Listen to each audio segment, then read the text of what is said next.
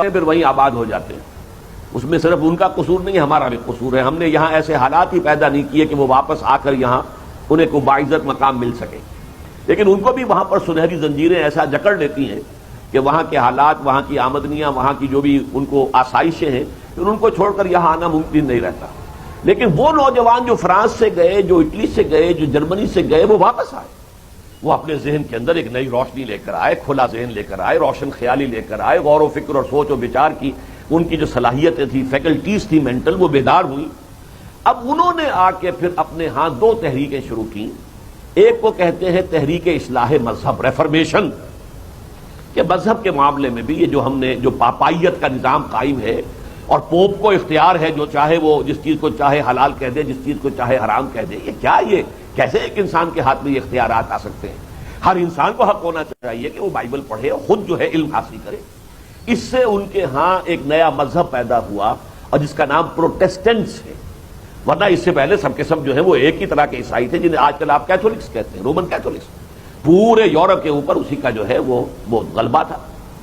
اور دوسرے یہ کہ ایک تحریک احیاء علوم شروع ہوئی، علم کو دوبارہ زندہ کیا جائے. اس لیے کہ جب تک پوپ کا اقتدار تھا پورے یورپ میں، سائنس اور فلسفہ پڑھنا گناہ تھا، گناہ عظیم، گناہ کبیرہ، جرم. جس کے گھر سے کوئی سائنس کی کتاب نکل آئی، زندہ جلا دیا گیا. کسی کے گھر سے فلسفے کی کتاب برآمد ہو گئی، زندہ جلا دیا گیا. حالانکہ سائنس اور فلسفے کا آغاز بہت پہلے یورپ ہی میں ہوا تھا، یونان میں.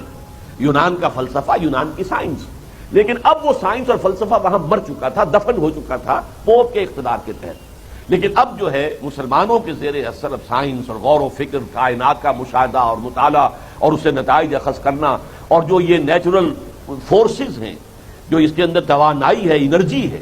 اب جیسے آگ کے اندر ایک انرجی ہے، معلوم ہوا کہ آگ کی انرجی کو ہم استعمال کر سکتے ہیں. کسی شخص نے دیکھا کہ چولہے کے اوپر ہانڈی چڑھی ہوئی ہے اور اس کا ڈھکنا جو ہے وہ بج رہا ہے، اٹھ رہا ہے. کیوں اٹھ رہا ہے؟ کس نے اس کو اٹھایا؟ قانون تو یہ تھا کہ جب تک کوئی طاقت جو ہے باہر سے آ کر اس پر عمل نہ کرے، کوئی شے جنبش نہیں کرتی. تو کیا چیز جنبش کرا رہی ہے؟ اس کو معلوم ہوا کہ اسٹیم، یہ جو بھاپ ہے، اس میں طاقت ہے، وہ اس کو اٹھا رہی ہے. تو آپ نے اسٹیم انجن ایجاد کر لیا. اور یہ اس طریقے سے یہ جو روشنی وہاں پھیلی، تو دو چیزیں، ایک تحریک احیاء مذہب، ریفرمیشن، اور ایک تحریک احیاء علوم، رینیسنس.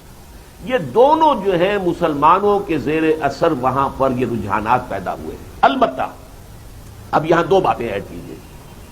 دو عوامل کی وجہ سے ان میں انتہا پسندی آ گئی. دو دباؤ پہلے تھے وہاں یورپ میں. بادشاہت کا نظام، ڈیوائن رائٹس آف کنگز، بادشاہوں کے اختیارات اور حقوق